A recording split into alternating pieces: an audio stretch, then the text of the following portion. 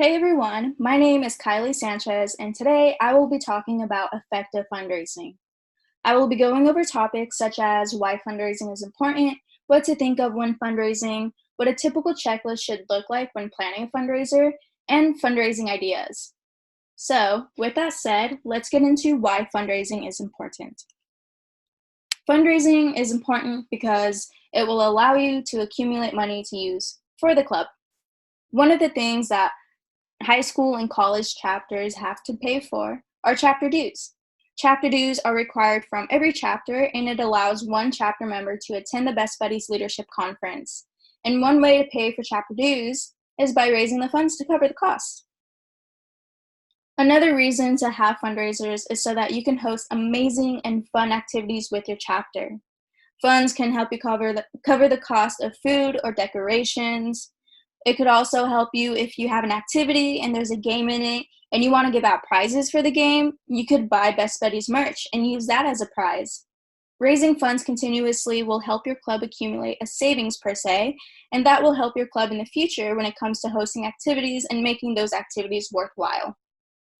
The savings that you raise with the club can also help you purchase another item that I hope every club can get, and that is club t-shirts. Club t-shirts not only make your club look official, but it makes your presence known on campus and gets other students to ask about Best Buddies and potentially want to join the club. So overall, raising funds will help your club gain new experiences, such as with the Best Buddies Leadership Conference and with amazing activities, and it will help you spread awareness about the club and about Best Buddies in general. Also, having these funds raised ensures that you aren't paying out of your own pocket for these activities and for the Best Buddies swag, because that could be a bit pricey. Now that we know why fundraising is important, let's look into tips to plan a successful fundraiser.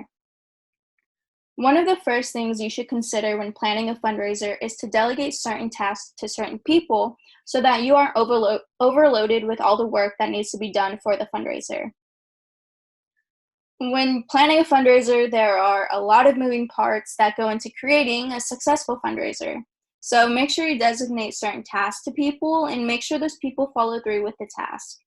If you try planning and creating a fundraiser all by yourself, you could miss a detail, and it may not be as successful or fun for you, and you want it to be successful so that you put up a good image for your chapter. You also want it to be successful so that you can raise as much money as possible for your club. Along with this idea, the fundraiser will only be as successful as the advertisement of it. The goal is to get as many people as you can to know about the fundraiser and come to the fundraiser so that you can raise that money needed for your club. One of the ways that I like to advertise is by getting a group of my club members and setting a day aside or setting some meeting time aside to make some posters, make social media flyers so that we could hang them up on campus and post it on social media and have chapter members and buddies share that social media post.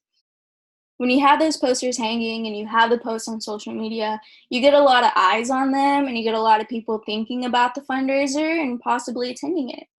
Fundraisers work best when you have the proper advertisement of it. Another thing to consider with fundraisers is making it fun and engaging, so the focus is not just on raising money, but also creating memories with your buddies and showing outside members how fun it is to be a part of Best Buddies. For example, one of the fundraisers that I remember doing that was so much fun and we received a lot of money from doing it was pieing our most popular and not so popular staff members in the face. What we did is we got a jar for every staff member, and every jar was set at a different quota of money, and once that quota was hit, then we would pie them in the face. This got so many students involved because they wanted to see their favorite teacher or least favorite teacher be pied in the face. This also got a lot of students asking what this club was really about and got them interested to join in on the next event that we would hold. Utilizing a fundraiser as a chapter event for members will attract the members and outside students to the fundraiser, and it will help you raise the most funds as possible. Lastly is to set achievable goals for the fundraiser. This is in regards to the amount of money you want to raise.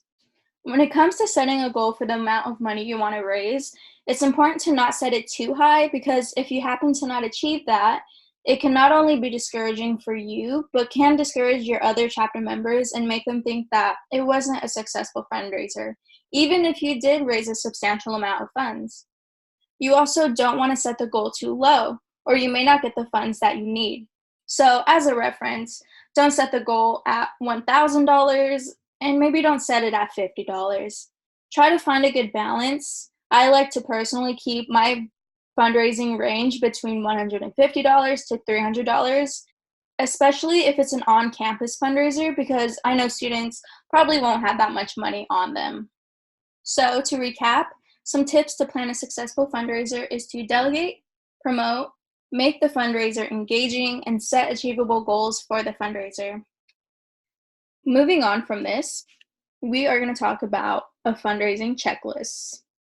This is a very basic fundraising checklist. You could put many things on your checklist to make sure that you have every moving part in order, but this checklist shows the essentials of what should definitely be on that checklist. So, the first one on the checklist is to set your date, time, and location, and set that early.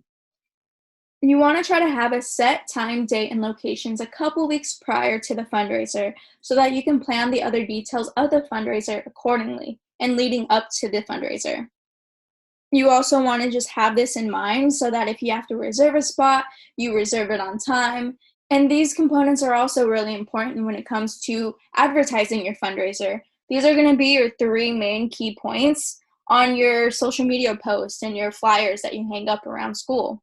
So make sure you have this set before anything. Next on the checklist is to bring a money box for donations. It's so important to have a designated box or pouch that is secure so that you can store the funds you receive from the event. You don't want to have to stuff it in your pockets or just have someone holding it because you don't want to risk losing the money you just raised. So find a cash box, find a secure pouch, and probably have an adult watch over it just to ensure that nothing happens to it. Next is to have a budget on the amount you are going to spend on the fundraiser. This is important because you don't want to pay more for the fundraiser than what you're hoping to receive from it. The goal with fundraisers is to gain more money for the club, not lose money. Now, let's look into fundraising ideas for your chapter to gain that money. Listed here is a short list of the many, many fundraising ideas you can do. You could do a car wash, a fashion show, raffles, restaurant fundraisers. You could get administration and staff to join in on the event to make it more engaging for other students, such as pieing the teachers in the face. Or I know another event I had that was duct taping the principal to the wall and having people pay $1 for every strip of tape that they used. There are also many resources online at Best Buddies University that can help you have a successful fundraiser, such as the 1989 donation letter. The 1989 donation letter emphasizes the year Best Buddies was founded while asking companies for a donation of this amount. It is a unique and creative way to get companies interested in donating to this great cause, and this letter is already written out for you. All you have to do is write in your school and adjust it a little bit, make it personal, and then you can send it out to the companies that you believe will be willing to donate to your chapter. This also goes to show that fundraisers can be very simple. It could be as simple as sending out a letter to someone.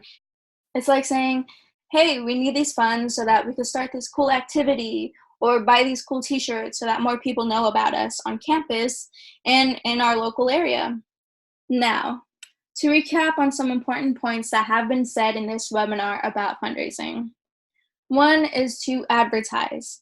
Advertising is key to having a successful fundraiser because this will get people interested in the event and will get them to come out to it, and that will get you the money that you need to raise.